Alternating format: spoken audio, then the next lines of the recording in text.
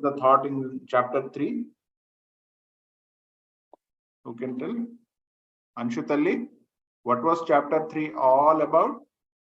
Why do we call it as Karma Yoga? It's like our duty. Correct. It is all about various actions that we will have to perform. It is not about what actions we have to perform, but it is about how we have to perform the actions. That was the essence of the previous chapter, right? So what is the essence of this chapter? The name itself indicates, it says Jnana Karma Sannyasa Yoga. What is sannyasa means? What is sannyasa? Sannyasa means to live away, to give it away, right? What are you going to give it away here? What was the word before sannyasa? Karma sannyasa, right? But how are we going to give away the work that we have to do? However, how we can give away the actions that we have to do? There was one verse in the previous chapter where Bhagwan said there will never be a duty for you if you do the activity in a particular way. What was that particular way he wants us to perform the actions? Pranavitali, do you remember? Yeah.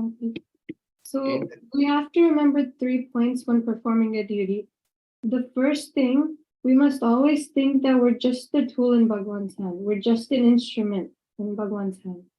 And second, we must offer him back the result. So whenever we do an action, we get a result. We should not be happy or sad about it because we're just a tool. We're not doing the action.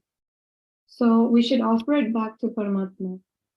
And third point is whenever I'm acting, I should not think of my selfish goals.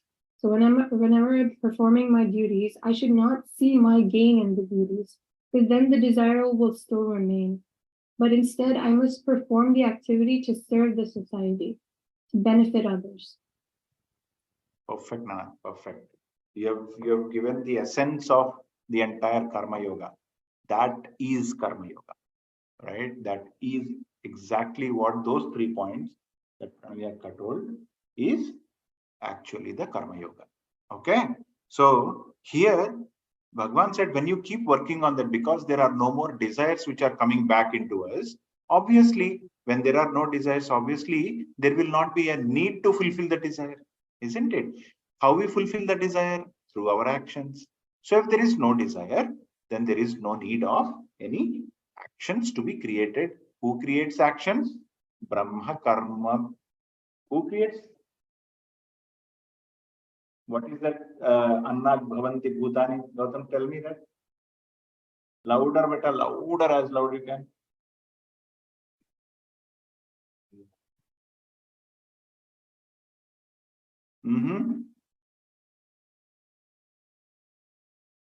Anshitali, no cheppu. Annat Bhavanti Bhutani Pajjanyadanna Sambhavaha.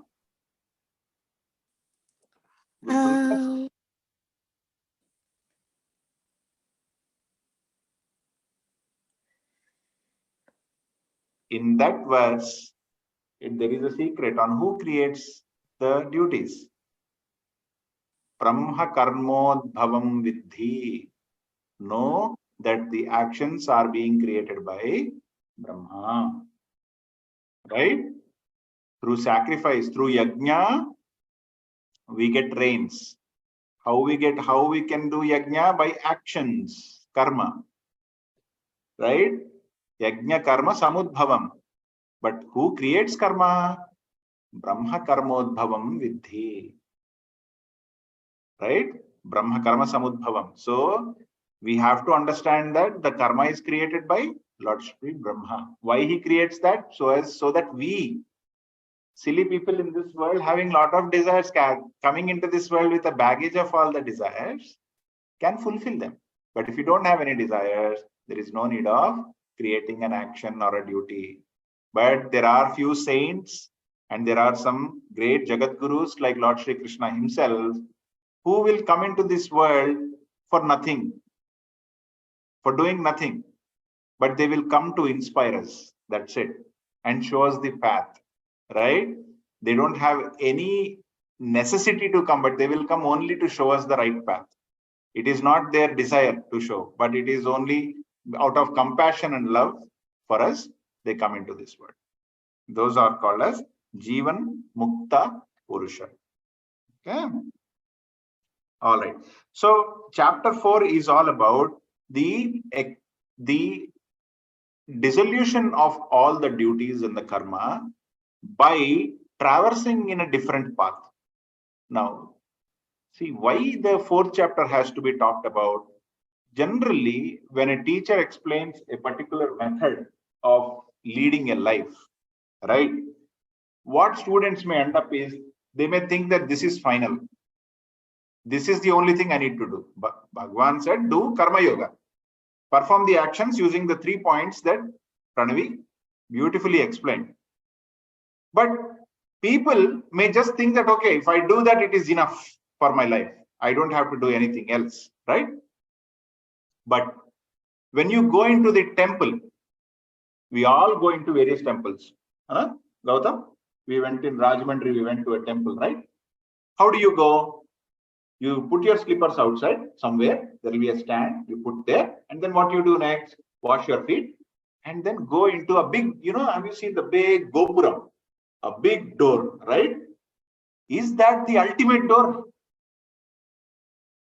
Is that the door where you get in and say, oh, I'm in this temple, I have seen the Lord, and let's go back and wear the slippers again? Do you do that? No. What do? You enter into the Gopuram, right? But before entering into the Gopuram, what you do, you might have seen this in a lot of places. What do people do when they try entering into the Gopuram? They usually, it is having a big, a barricade, a rock that you have to cross. You step upon it and then go, right? But before going there, you will see a lot of people actually bending down and then doing namaskaram to that Gadapa, right? Why? They feel it is divine, right? They feel God's presence in there also. It is the Lord's door. So I must pay my respects. They do that. But do they stop there? No. They raise their feet and go inside. Once they go in, there will be a line. There will be a line. They will rush to get into the line. While they are rushing to get into the line, do they care what they are leaving behind? It is the same main door that they showed lot of respect, right? But do they care about staying and remembering and enjoying the experiences that they had while meeting the door, while actually bending down, going down and paying respects to the door? No, right? At the Gopuram, when they do a namaskaram, they don't remember that anything when they are rushing into the line. They forget it. Now they are into the line. When the line is moving, especially you will see this in Tirupati, right? When the line is moving, you will see all beautiful stories of Lord, all beautiful idols of Lord towards right side and left side. There will be music coming all the way, right? Chanting of the Lord. For a moment, when they get into the line, they get lost into that devotion. Looking at that stories, reading those stories, enjoying this sculpture where Bhagwan's presence is felt. They constantly revel in his name and then keep moving. While they move, there will be a point where they come to a place called as Garbha Gudi, or the central atrium, where there is Lord's presence. The main Vigraha, the Virata Vigraham is there, right? So Mula Virat is there. While they get into that, or well, when they are at that particular Mula Virat, do they really consider anything that has happened throughout this journey? They have been walking, they have been singing, they have been lost into the music, the chantings. They were inspired by various stories of Lord which have been mentioned on the walls. Do they remember anything, or do they want to remember anything when they are at that central atrium? They just leave it off. What is more important than central atrium? Look at the Moola Virat. Keep looking at it. Do not get disturbed. Just look at that, the idol. This is what they do, right? Now, when they go to the idol, when they get into that particular central atrium, they would just feel, they will not even see their kids. Their wife will be there next, tired. He will not even care. The husband will not even care about them. You'll only see Moola Virat. Nothing else in this world becomes important at that point in time. Correct? Such a beautiful feeling, right? Now, one more step. Somebody will be there to push you out because it's a big line. They keep pushing out. When they push you out, as soon as you step out, you know what the rush will be? Prasadam. Where is Prasadam? You will see rush there. Everybody will be forgetting about what happened few minutes back, what was in front of your eyes. Forgetting about that, their rush will be towards the stall where they are selling laddus. Why? Because it is Paramatma, Bhagavan's Prasadam. Right? Everybody will start rushing. And in fact, you will see people, pushing each other to get into the line, to get as close to the Prasadam counter as possible. They will have their family members stand in another line. I will get the ticket, you stand in that line, I'll get the ticket and I'll join you and get the Prasadam. All these tactics will come. What happened to the beautiful experiences? What happened to the first experience when you started freshly into the looking at the Gopuram? You just bent down and paid your respects. Where is that? Where is that door now? Gone. Where is that line? Gone. Where are the stories of the Lord? Gone. Right? Where is that feeling which you got at the central atrium? Gone. Where is the feeling about looking and touching God's feet, the central idol? Gone. Prasadam. That is where now. So what happens is, in life, there are always things of importance. This is an example, right? So in spirituality also, there are always goals that are bigger than the other. The least that anyone can perform is get up, take shower and go to the Gopuram. Once you are at the Gopuram, you know how to enter inside. As long as you know how to go there, it is good. To reach to the Gopuram, the practice that we do, to reach the entry point of spirituality, the first thing that we have to do is Karma Yoga. That's why Bhagavan explained Karma Yoga in the beginning. After you are doing Karma Yoga, you should not stop there. You should not go to the Gopuram and say, okay, I saw the Lord, thank you, let me take the bus and go back home. You should not do that. That's why Bhagavan said, next step is basically, you need to reach the ultimate realization about God. Only that is possible with knowledge. Only through knowledge can we finally get closer to Paramatma. That knowledge will not come to us in any different state. So if I am in a state of laziness, that knowledge will never come to me. I will have to be in a pure state to understand that knowledge the way it is being explained to me. So the only way possible is knowledge, right? Jnanam. That's why Bhagavan said, Jnanam. Through Jnanam, you will slowly get away your Gopuram experience. You will slowly get rid of your Gopuram experience. You'll focus on the altar now. This is what Bhagavan is saying. So, Jnanam, right? The Jnana Karma Sannyasa. So, towards leaning into Jnana, leaving away slowly the Karma Yoga, focusing mostly and relying and you being in the knowledge all the time, that is what will make you closer to Him. So this sannyasa, this karma sannyasa also will happen eventually, not at the first stage. It is only, if you're not into Gopuram, you cannot go to the altar. That's how it is. That's how it works. So the primary thing that we all must do without compromising is Karma Yoga.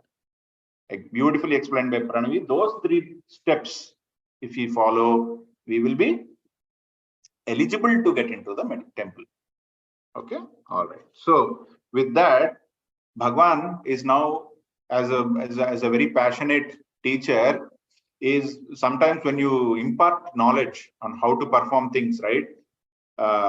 You think that my friend is telling me, because they are friends. Obviously, Krishna and Arjuna are friends.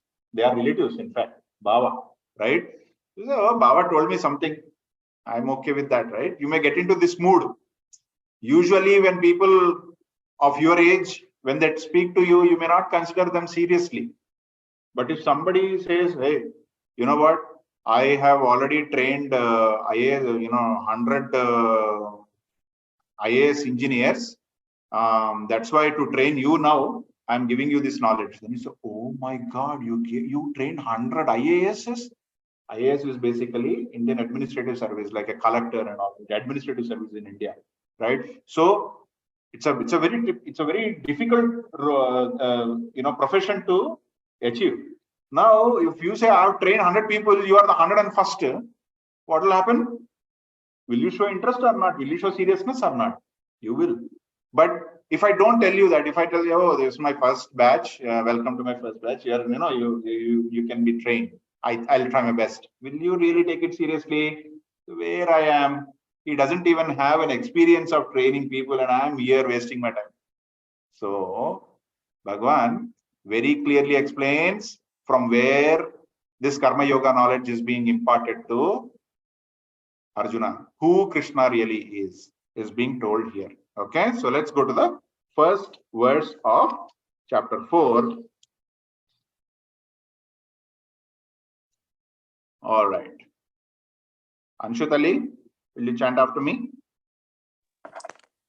Okay. Starts with Bhagwan. So we'll first say Om Shri Krishna Paramatmane Namaha. Om Shri Krishna Paramatmane Namaha. Atah Chaturtho Adhyayaha. Atha Chaturtho Adhyayaha. Shri Bhagavan Vacha. Shri Bhagavanuvacha. Imam Vivasvate Yogam. Imam Vivasvate Yogam. Proktavanaham Avyayam. Proktavan Aham Avyayam. Again. Imam Vivasvate Yogam. Imam Vivasvate Yogam. Proktavanaham Avyayam. Proktavanaham Avyayam. Vivaswan Manave Prahuhu. Vivasvan Manave Prahuhu. Manurikshvakave Bravit. Manurikshvakave Bravit. Full lines cheptundama. Shri Bhagavan Vacha. Shri Bhagavanuvacha. Imam Vivasvate Yogam. Proktavanaham Avyayam. Imam Vivasvate Yogam. Proktavanaham Avyayam. Vivaswan Manave Prahu. Manurikshvakave Bravit. Vivasvan Manave Prahuhu. Manurikshvakave Bravit. Bhagwan Shri Krishna says, Karma Yoga, whatever I have told you, Arjuna, this is not you being told for the first time. I have told you, but before you, I have told this already. So Bhagavad Gita has already been explained. People say that Karma Yoga is all about the essence of Bhagavad Gita, right? But Bhagavad Gita is already been explained. To whom? He says, Bhagwan says, this was explained by me to Vivaswata. Vivaswata is Lord Sun. Surya is also called as, the other name for Surya is Vaivaswata, right? So, Vivaswata. So, Bhagwan says, I have already imparted this knowledge before you, much before you, to the sun. That means he is saying that he existed before sun itself, right? Indirectly. That only then it can explain. So, and then he says, Aham Avyayam. right? So I am changeless. The information that I have passed on is exactly the same information I'm telling you without any change. Now, Vivaswan, did he stop? The Surya, did he keep the information to him? No, he passed on that information to somebody. Who is that somebody? Vivaswan Manave Rahu. Manave means Manu. Manu is the name of the king, right? So Manu, Vivaswan, which is sun god, passed on this information to the king called Manu. And from Manu, it was passed on to Ikshvaka. Ikshvaka is the ancestor of Lord Sri Rama. Lord Sri Rama, right? They are all in the Surya Vamsha. Lord Rama belongs to which Vamsha? Which dynasty? Surya dynasty, the lineage of sun. Sri Krishna is in the lineage of moon, Chandra Vamshi, right? So look at the information being passed on. Krishna already gave. See, he's saying that I already provided this information to Surya. Surya provided to Manu, and Manu has provided it to Ikshvaka. And obviously, after that, we could understand it might have been coming through the lineage, and Rama also would have got this, right? Now, who was first, Krishna or Rama? What a confusion. What a confusion, right? So, this exact confusion is what is there now in Arjuna's mind. He says, what? You are my Baba, right? You were born like along with me, like few weeks ahead of me. How come you will get this, right? You'll definitely get this doubt. So, not to say that he is not believing about Krishna. Arjuna is a great devotee of Krishna. He loves Krishna. He knows what Krishna. But then these confusions are not for Arjuna. It is for people like us who may misinterpret this verse. So Arjuna asks that supporting question next. What is he asking? Let's see. Or let's say Bhagwan is continuing. Arjuna is not yet asking. Bhagwan is continuing. What is he continuing? Let's see. Okay. One more thing I would like to say here. Suppose an example, let's take electricity, right? It was invented at some point in time. I don't remember. Who invented electricity? Krishna, you remember?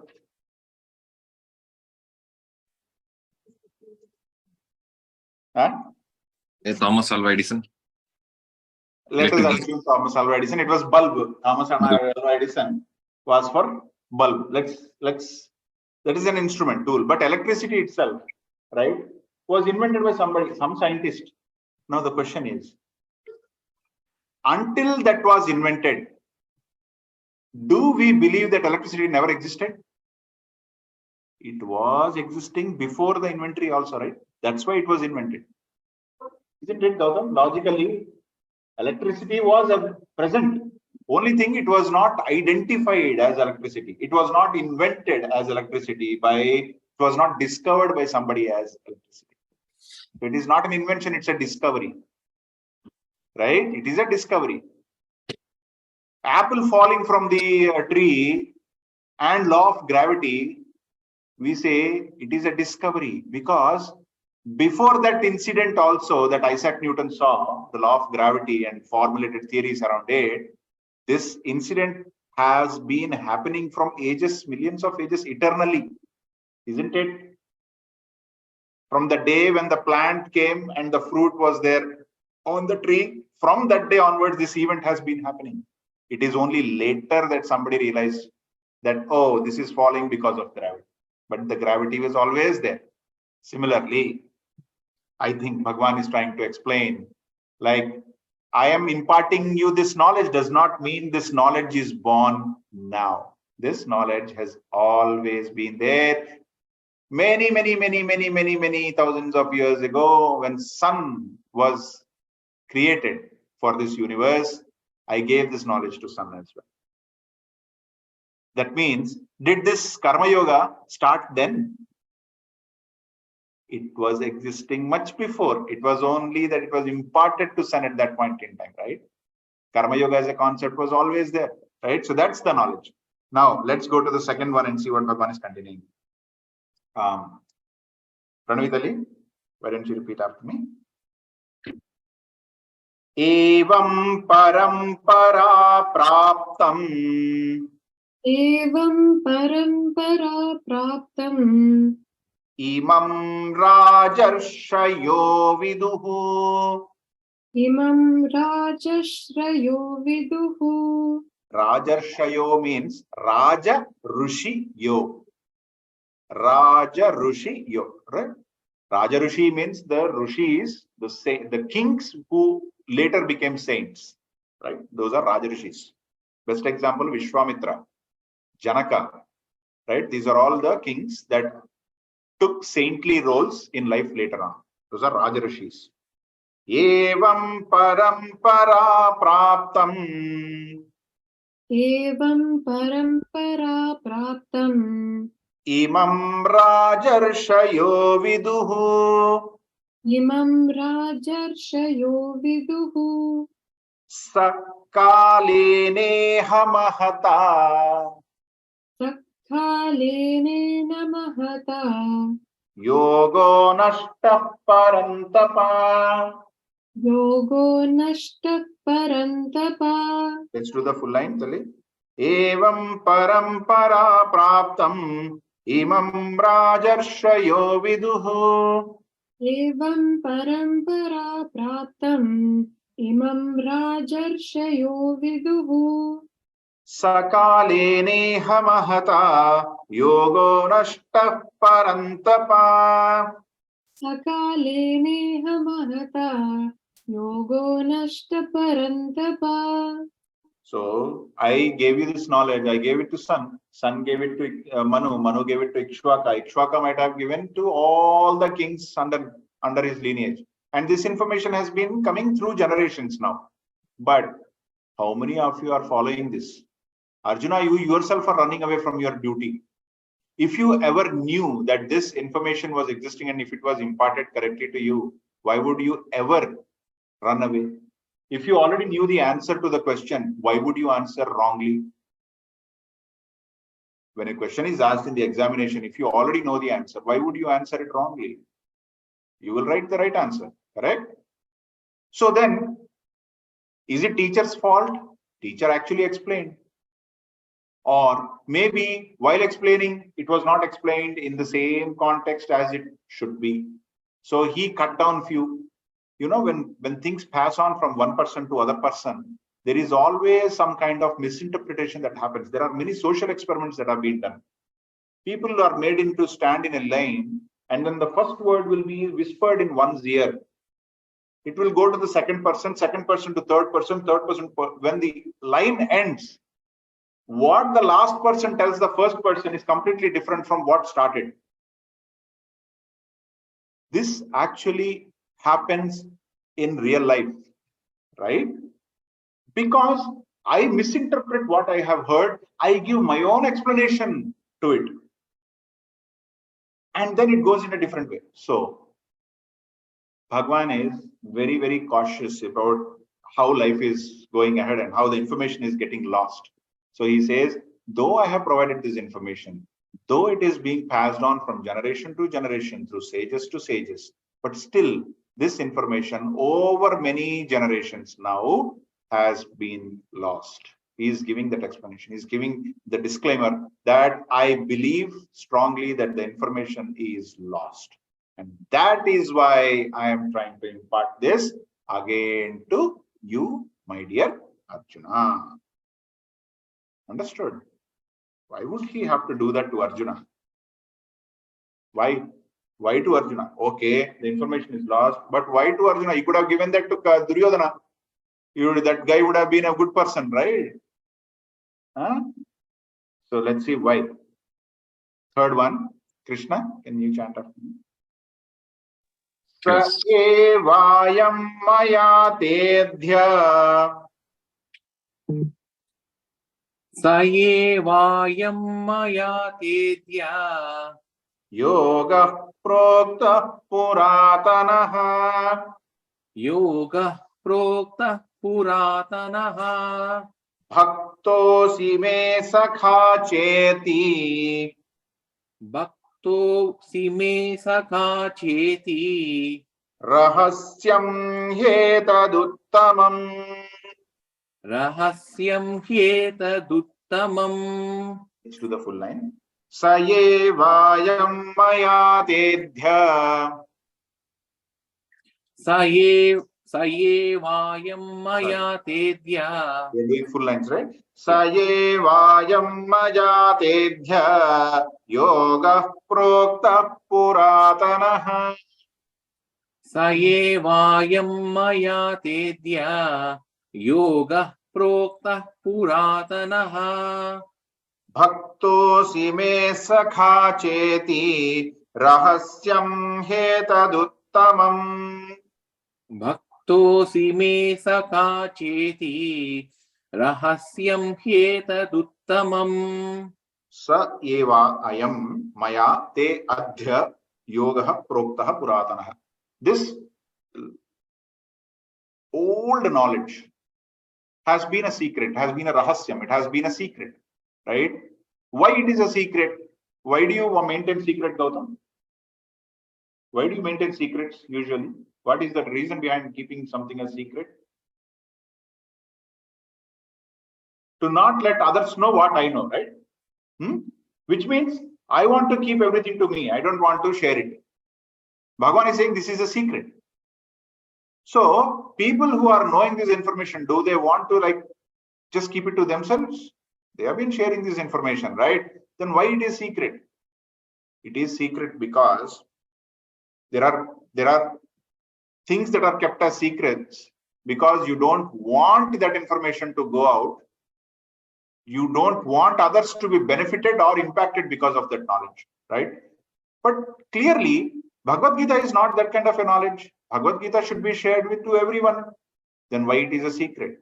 The reason why Bhagavan is saying it is a secret is because it needs a pre-qualification to be taught.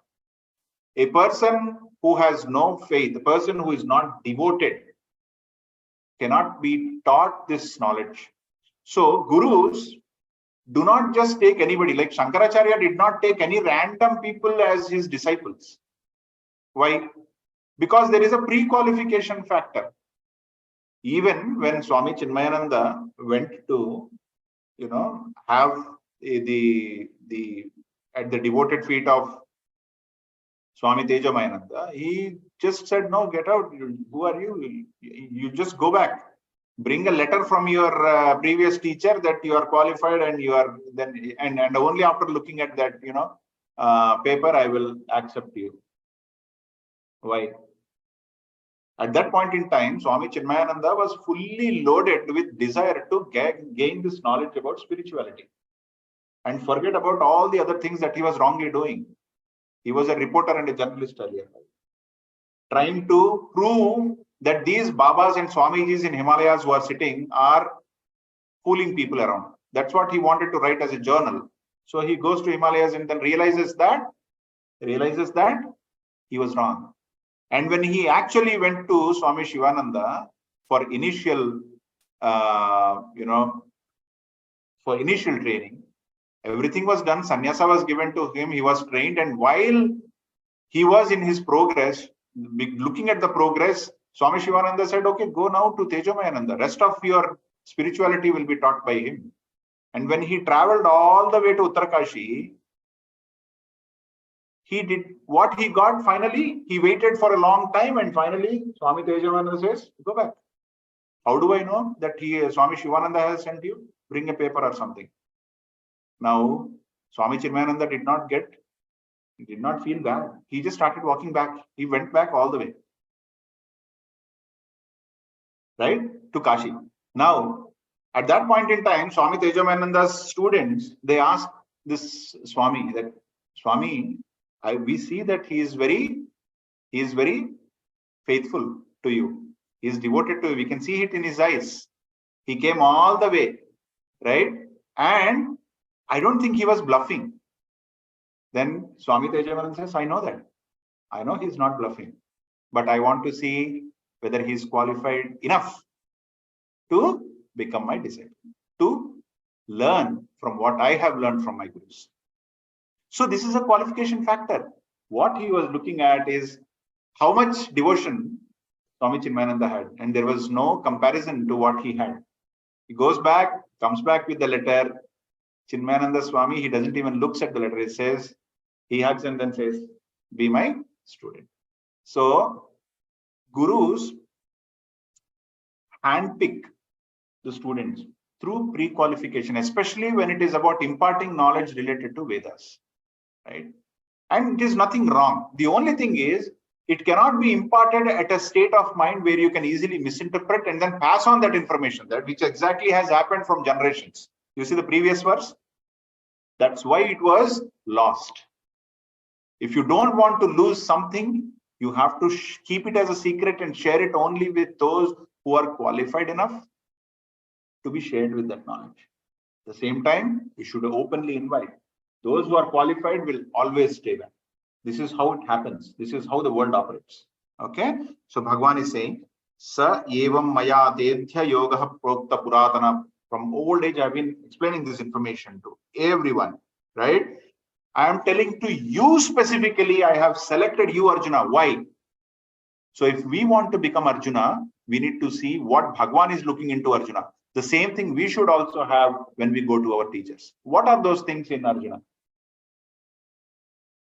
Bhaktoha asi me sakhacha iti. Which means what? You are my devotee. Whatever I say, you are highly devoted to my words. You don't ask questions. You don't have doubts in your mind about who I am. You have always been devoted to me. If there is wealth, luxury and everything on one side and Krishna on one side, you will always choose Krishna, which is exactly what you did before the war of Mahabharata. I gave you the option. Either you take my Narayani Sena, which is a fearsome warriors, my soldiers, or you take me alone. They will war, they will fight in the war. I will not fight in the war. Arjuna, decision is yours. Who do you want? He said, Paramatma, I want you. I don't need anybody else. You being on my side, I will know that I'm going to do everything right. And everything that happens to me will always be right. So I just want you. I don't want the Narayani Sena. He took the decision. So you are always devoted to me, Arjuna, is what he feels. He finds him as a great devotee. And he also says, you are my sakha. You are just my friend. You always think about me, right? So if this kind of quality one has for the teacher, then there is no way a secret is kept between the teacher and the student. Everything that the teacher knows will just be imparted point to point in a very, very precise and accurate manner to the student. This is exactly what happens. So we have to show that devotion towards the teacher, right? So my guru is Swami Chinmayananda, right? He is not physically here, but he is there in the form of his commentary. So whatever I speak, I should not speak a word extra or less from what is already there in the commentary. This is why we have to carefully understand and interpret the words of Guru. Look into the minute little examples that they are mentioning in the book and understand their thought process and help communicate the same. This is exactly what we should also do every time. So we should follow a guru, and based on that guru's words and wisdom, we should carry forward our life. We should implement it in our life, know that it's working the way exactly what guru is saying, and then impart that knowledge. So that is very, very important. So that's why if you don't want the information to be lost, otherwise there are many ways in which translations can happen and you will only be lost. But when Bhagavan says to me, when my guru says to me that, Pawan, you know what, do karma yoga and you will be free of desires. There will not be any duties. You will be a happy person. You will see me. You will realize what is the true potential in you. If I just listen to him, right, I don't believe. I'll go with, no. I think I'll just cross check. Second opinion. I will go to, like, there is one book newly that has come into the market, which talks about Bhagavad Gita, right? Written by the modern way of Bhagavad Gita, looking into Bhagavad Gita. Right, I'll read that. Half of that will be abusing Bhagavad Gita. And then I form my opinion that, oh my God, these guys are crazy. I don't believe it anymore. Gone. or I believe that it is science. It is not spirituality. It is something else. I create my own definition to it. This is why the essence of Vedas is lost. Never ever do that, right? The words of Paramatma is clear that we should never. This is an indication of how we should behave when we are gaining this knowledge or in acquaintance with this knowledge, how we should operate on it is embedded as a secret in this verse itself, right? All right, so I think we have 10 more minutes, but I will just ask the Arjuna's question and I will stop there. We will continue the explanation in the next session. Okay. So, Gautam, Sheetal, can you be louder, please? You're not audible anytime. Come here, close, come close. Very close. Sheetal, you too. Yeah. Arjuna Uvacha. Louder. Inka louder. Arjuna Uvacha. Aparam bhavato janma. Louder, Nana. Inka. Aparam bhavato janma. Param janma vivasvataha. Param janma vivasvataha. Kathametad vijaniyam. Kathametad vijaniyam. Tvamadau proktavan iti. Pramadau proktavan iti. Proktavan iti. Multiple full lines. Arjuna Vacha. Aparam bhavato janma. Param janma vivasvataha.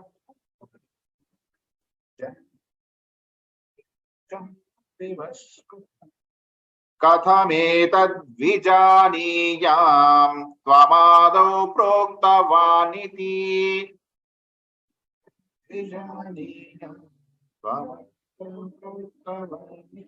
Anshutali, you would also repeat Chenana.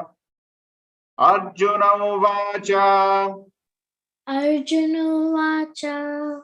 Aparam bhavato janma. Param janma vivasvataha. Aparam bhavato janma. Param janma vivasvataha. Kathametad vijaniyam. Tvamadau proktavaniti.